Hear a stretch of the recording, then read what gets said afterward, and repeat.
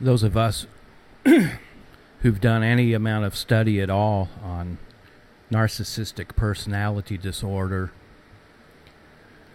are aware of the false self, the false projection, the false persona employed by the abuser. A completely fabricated personality. A sheepskin used to cover the heart of a wolf. And the other day, pretty much by accident,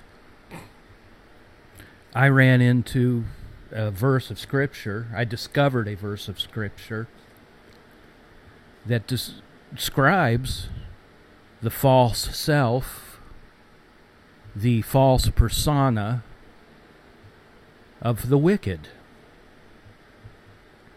It's found in the book of Proverbs, chapter 21, verse 29.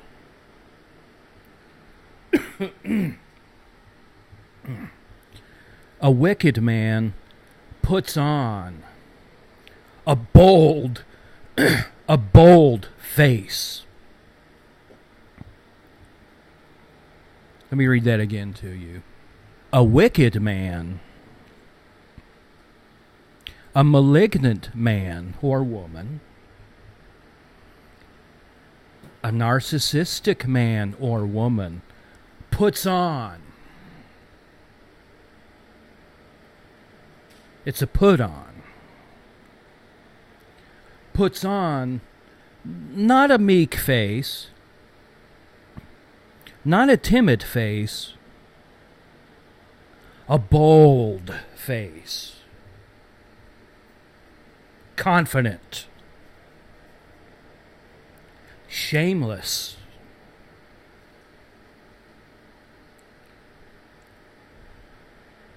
The King James reads, a wicked man hardeneth his face.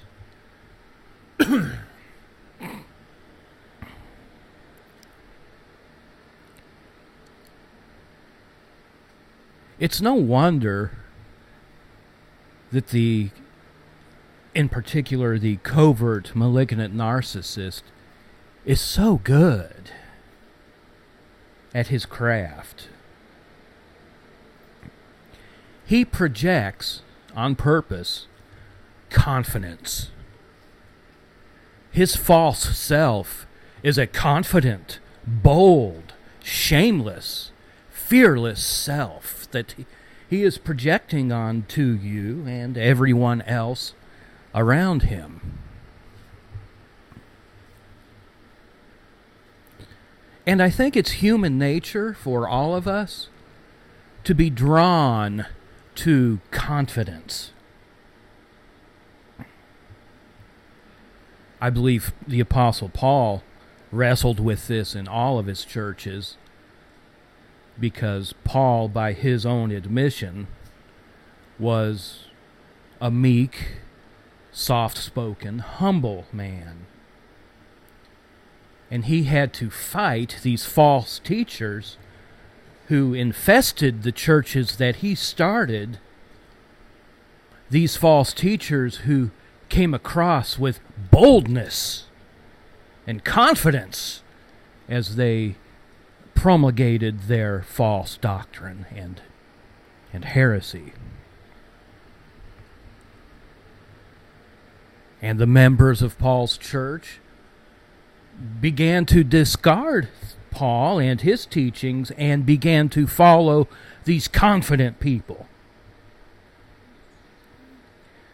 Do you agree with me, Tony, that it's human nature, it really is, in all of us, to be drawn to a confident person?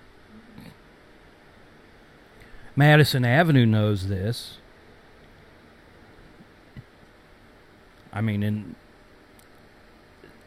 all of the spokespeople I see in advertising and in media, including the news, project a very confident, I know what I'm talking about face. A bold face. It's a put on. It's false, but it's highly effective. You can con a lot of people just simply by projecting boldness. A wicked man puts on a bold face. Now, if you read the rest of this verse, it says the following: "But as for the upright, he considers his way.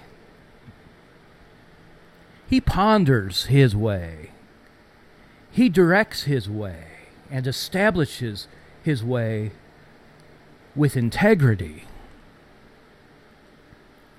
And I've been praying about that because I didn't quite know the essence of what the follow-up in this verse is. You have the wicked man employing a false persona of extreme confidence and boldness and shamelessness versus the upright man, the good man, who ponders his path. And this morning, I believe I got it in my spirit. I actually do pray over these. I've been praying over this verse non-stop for 2 days. I'm not going to say this is the definitive interpretation either. I think interpretations of Scripture can apply to a myriad of spiritual and emotional and psychological issues. But this is what I got out of it. In spite of the confidence game or the con game of the wicked, the upright man, or we might say the spiritual man, will not be taken in by it. The upright will not direct the way of his life in accordance with the con game, the confidence game being projected by the wicked man. The upright man will not be, in other words, prone to the deceptions of the wicked. The spiritual man directs his own path. The spiritually minded man directs and establishes his own way. No matter how confident, no matter how bold or shameless the wicked may be in their attempts to deceive, we follow our conscience. We follow our spirits. And we are not prone, with practice. It takes practice walking according to our inner life and inner being. But with practice, the upright will no longer be moved or directed or succumb to the deceptions of the wicked as they put on their false self of confidence and boldness.